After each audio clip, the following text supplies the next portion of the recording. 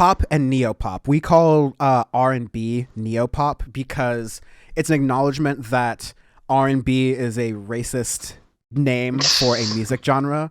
It Yeah. is just black people music. That's all it was like pigeonholed into being. And now we do this mix of callback to soul and blues and music like that in a modern era. Oftentimes it's called neo soul, and I think that's a better term. But I'd like to acknowledge the fact that pop music just sounds like this. Like even the white artists are trying to make their songs sound more trap 100%. and B and R&B. So Yep. we Yep. use the term neopop to acknowledge the neo soul aspects of it, but also acknowledge that this is just popular music now. You can no longer pigeonhole this and say this is just one races or one ethnicity's music. This is just the Yep. music that everyone makes now. Comes from those roots, and those roots shouldn't be forgotten, but they're nearly one and the same. That being said, pop is still its own separate category, changing every single year. But I'd say the pop sound and the neo-pop sound are very one and the same. We're still getting this kind of, in what I've been kind of tired of, like we're okay with for the past couple years, but now we're tired of this callback to the 80s in pop music.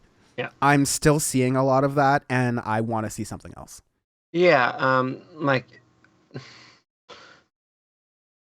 in indie, which we'll touch on in a little bit, it's a little bit better because more people are experimenting with it in the way, but for just general pop music for it, it's starting to get bland with the 80s sound.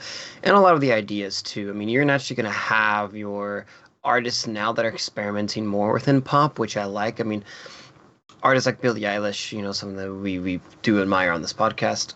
She's opened the floodgates on more and more people becoming more pop artists getting to be more experimental within the ways that they make music. And even within that, you also have some indie tropes that can, surface in, like Olivia Rodrigo's record last year. You have a lot of indie and rock sounds and stuff that are in there that are really getting through it.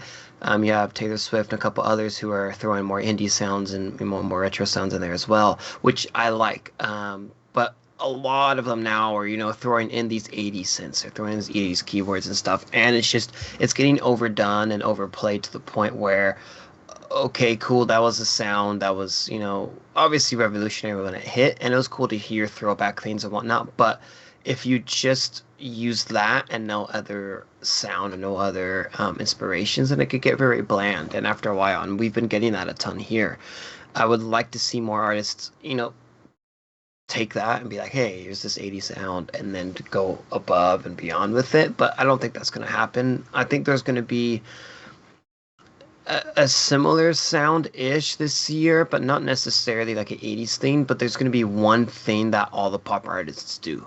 That's what's a trend that has happened every time, because, a lot of them work with very similar producers, and that's what happens. It's happened throughout, music history, where there'll be one certain sound, one that becomes popular, and then it just explodes.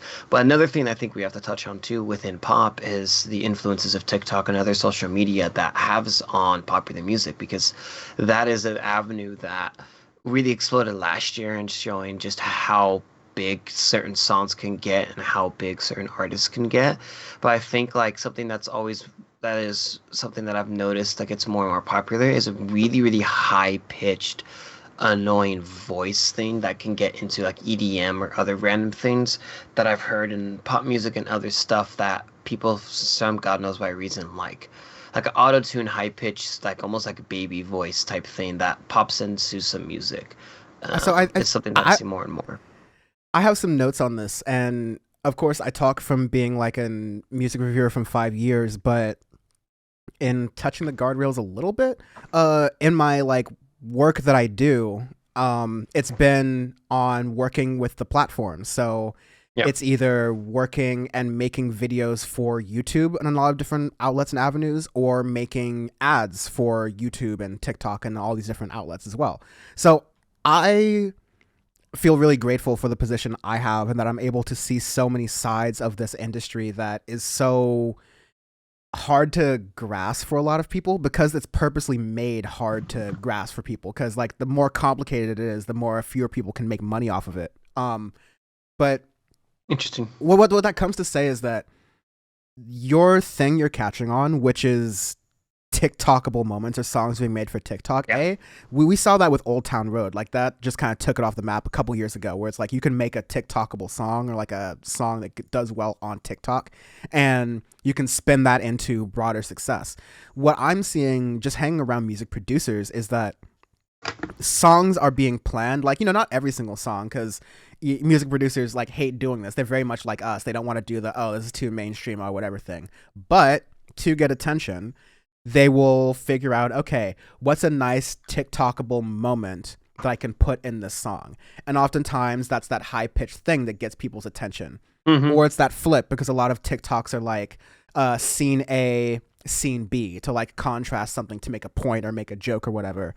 And so in doing that in a sound and music, that allows that sound to be reused and then reshared. Then people are like, oh, hey, what's that sound? Oh, that's kind of catchy. Let me follow up on that sound and reuse it or reshare it or get that song. So it just explodes from there. We have talked about how songs are getting shorter because of music streaming services preferring shorter songs and pushing those up in the algorithm, because that's how you get more plays.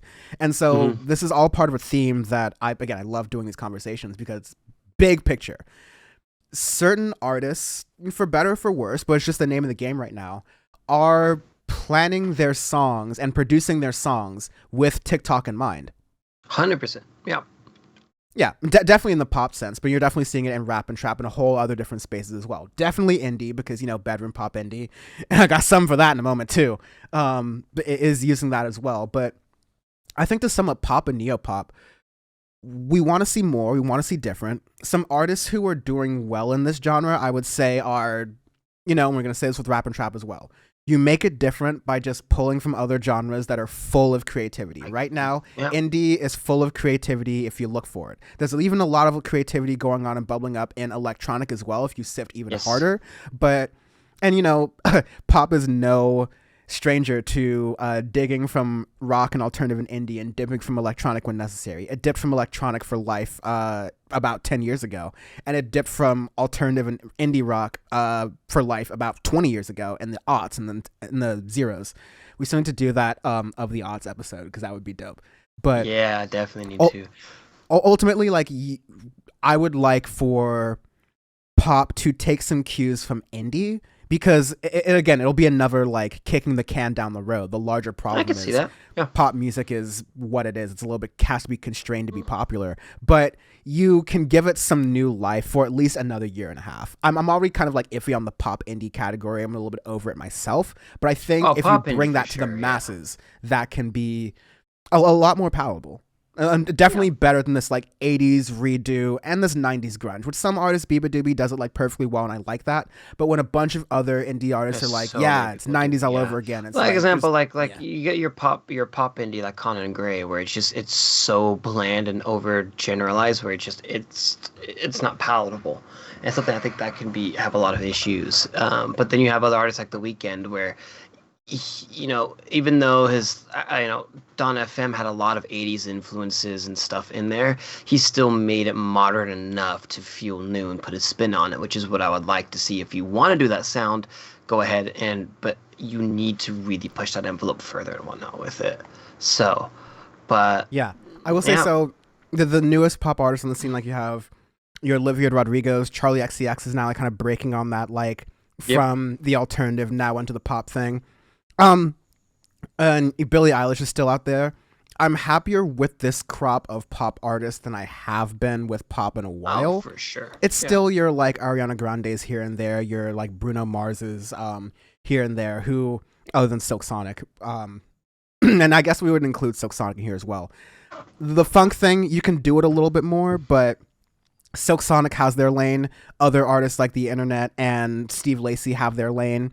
I think that's a little bit more room to get some stuff as well. I would still love to see like a full-on funk revolution that we haven't seen the same way we've seen like an 80s revolution. But that would still get very old as well as this. But I think culture could benefit from a little bit of disco right now.